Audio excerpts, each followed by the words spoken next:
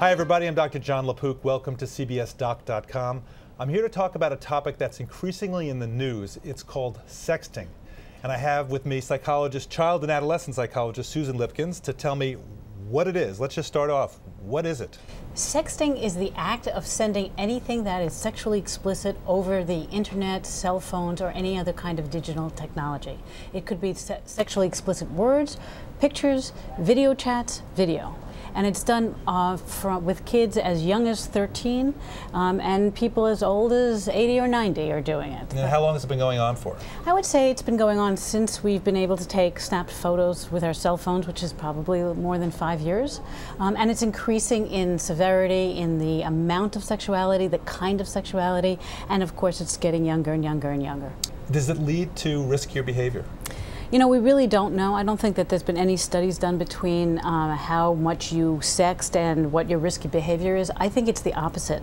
I think sexting is not the main issue. The main issue is sexuality and the way that kids today, and in particular girls, look at themselves, look at their own sexuality, and they say to me, look, I have the right to use a boy the same way that we would imagine a boy would use a girl.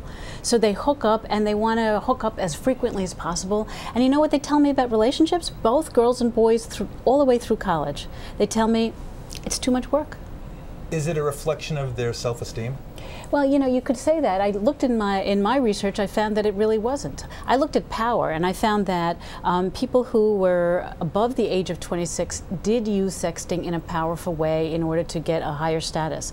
But those who were younger, who basically grew up in on technology, you know, cut their teeth on the internet, they didn't look at sexting in terms of power. They didn't think that they were more or less popular. They weren't, you know, sexier or less sexier. It was just another form of communication. Do they get that once you send a naked picture out onto the web, you can't unsend it? I think that most of them do, but I think it's the adults that don't get it.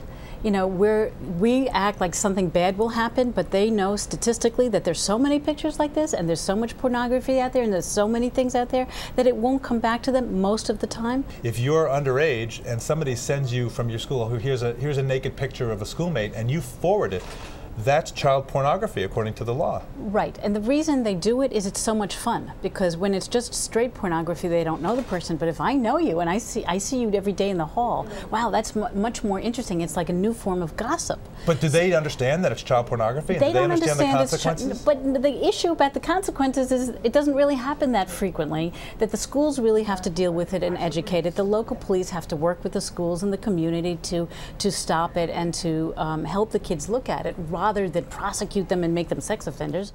We'll be right back after this word from our sponsor. What about the parents? I mean, where do they fit in here? What should my role be as the father of a 13 and 17-year-old boy?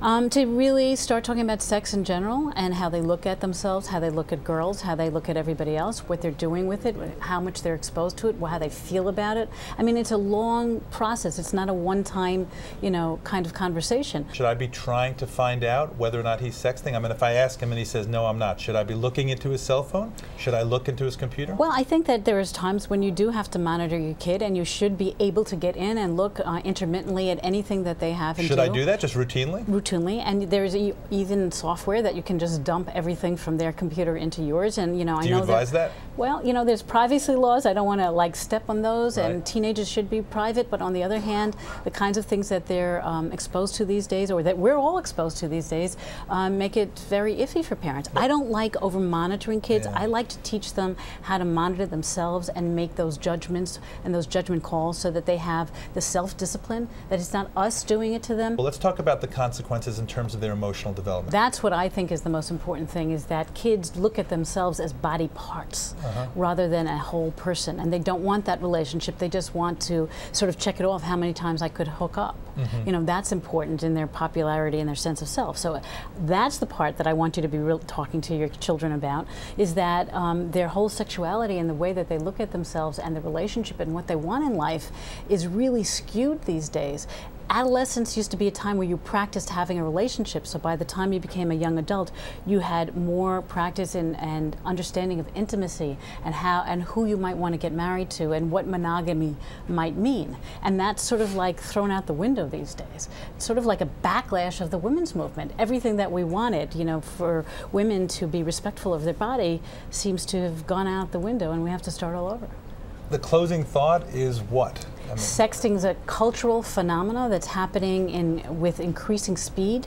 The kinds of sexuality that are being portrayed are increasing and getting more and more promiscuous. I don't think that parents are able to stop it. I don't think new laws or even old laws are going to inhibit it. It's a symptom of the what I call the second sexual revolution, where we're really looking at, or where kids are experiencing their sexuality in a totally different way. Where does that lead us? I think it leads us to, well, not anywhere good, to tell you the truth.